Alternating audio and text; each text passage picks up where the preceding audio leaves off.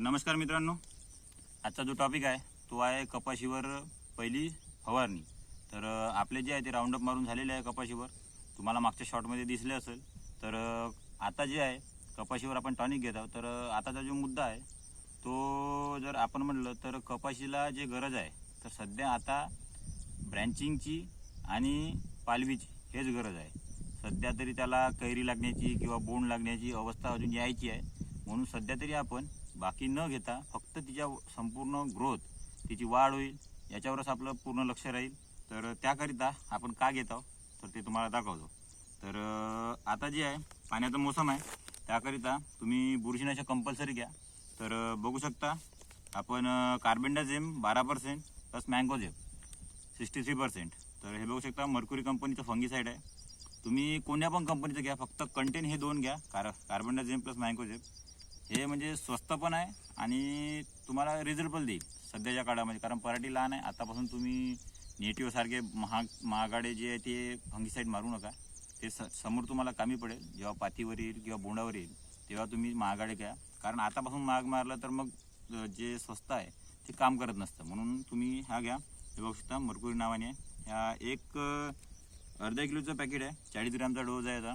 तुम्ही 12 ते 13 पंप याचे करू शकता, तर तुम्हाला स्वस्तमध्ये पडेल। तुमच्याकडे रेट काय आहे ते रेट व्हॅरी करते, रेट मी सांगत नाही, तुमच्याकडे जे आहे ते त्या पद्धतीने घ्या।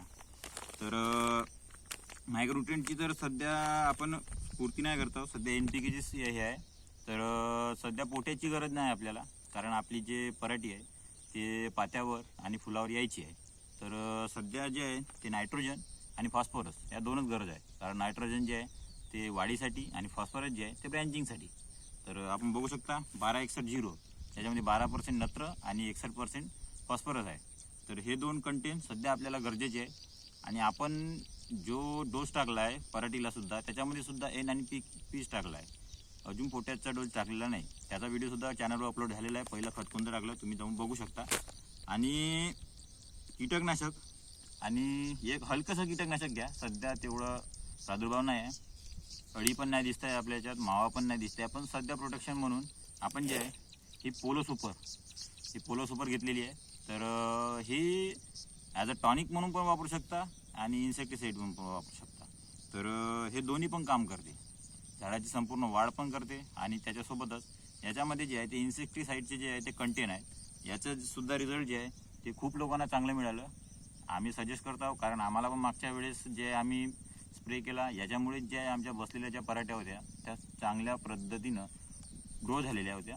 म्हणून याचे रिझल्ट तुम्हाला मी समोरच्या शॉर्टमध्ये किंवा व्हिडिओ बनवेल, रिझल्ट कसा आला तर त्याच्यामध्ये सांगेल। तर हे बघू शकता पोलो सुपर नावाने आहे, एकदम बेस्ट टॉनिक आहे। याचा जो डोज आहे तो तुम्ही 35 ml ते 40 ml पर्यंत घेऊ शकता, 40च्या वर घ्या नको। कारण याचं जे कारण आहे हे झाडाला कोवळा आणते, म्हणजे त्याचं जे फुटाव आहे एवढं फास्ट करते, त्याची जी ग्रोथ आहे सेल डिव्हिजनची प्रक्रिया जी असते ते एवढी फास्ट करते। त्याच्यामुळे 40 mlच्या वर तुम्ही नको घ्या, जर वाढ चांगली असेल तर 30 ml किंवा 35 mlच घ्या, त्याच्यावर घ्या नको।